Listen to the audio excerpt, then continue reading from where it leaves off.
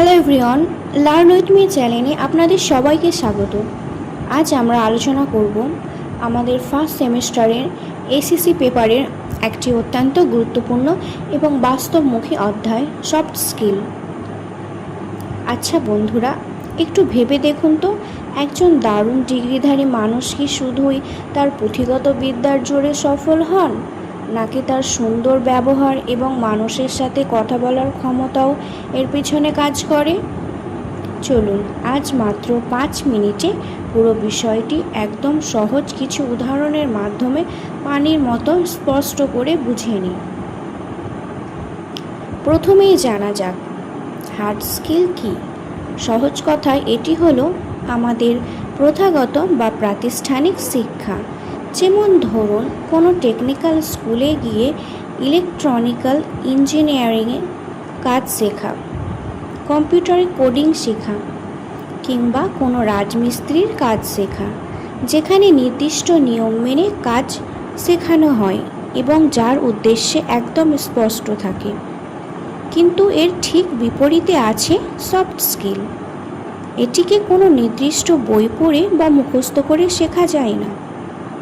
এগুলো মূলত আমাদের নিজস্ব কিছু গুণ বা বৈশিষ্ট্য, যেমন ধরুন দৃঢ় সংকল্প বা সততা।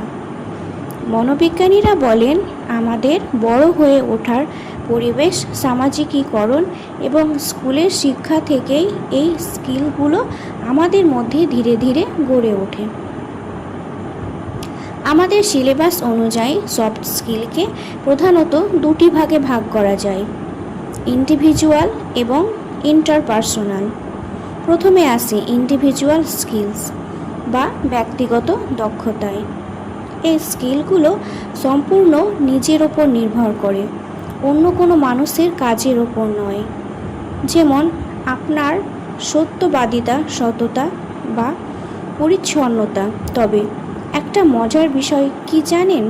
মনোবিজ্ঞানীরা পরীক্ষার মাধ্যমে দেখিয়েছেন যে এই ব্যক্তিগত গুণগুলো কিন্তু চারপাশের পরিবেশ দ্বারা প্রভাবিত হয়।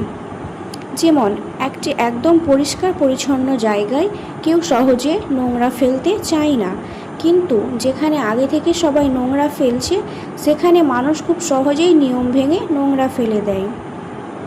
এবার আলোচনা করা যাক ইন্টারপার্সোনাল স্কিলস বা আন্তঃব্যক্তিগত দক্ষতা নিয়ে। এই স্কিলগুলো তখনই প্রকাশ পায় বা পরীক্ষা করা যায় যখন আমরা অন্য মানুষের সাথে যোগাযোগ বা মেলামেশা করি। যেমন নেতৃত্ব দেওয়ার ক্ষমতা, দয়া বা অন্যের কথা মনোযোগ দিয়ে শোনার মানসিকতা। বর্তমান যুগে যে কোনো কর্মক্ষেত্রে বা মাল্টি ন্যাশনাল কোম্পানিতে একসঙ্গে কাজ করার জন্য এই ইন্টারপার্সোনাল স্কিলস এর গুরুত্ব দিন দিন আকাশ ছোঁয়া হচ্ছে। আর পরীক্ষার 5 নম্বরের প্রশ্নের জন্য এই অংশটি দারুণ গুরুত্বপূর্ণ।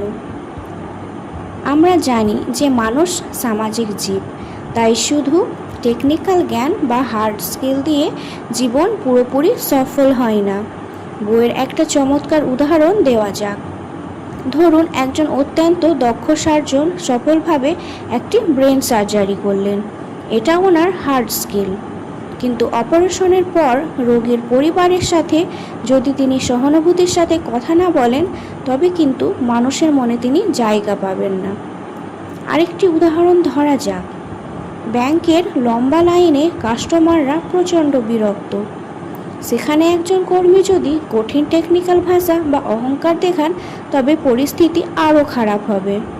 কিন্তু সেখানে যদি মনোযোগ দিয়ে কাস্টমারের কথা শোনা হয় এবং সহানুভূতি দেখানো হয়, তবে কঠিন পরিস্থিতিও সহজে সামলানো যায়। একেই বলে সফট স্কিলের ম্যাজিক।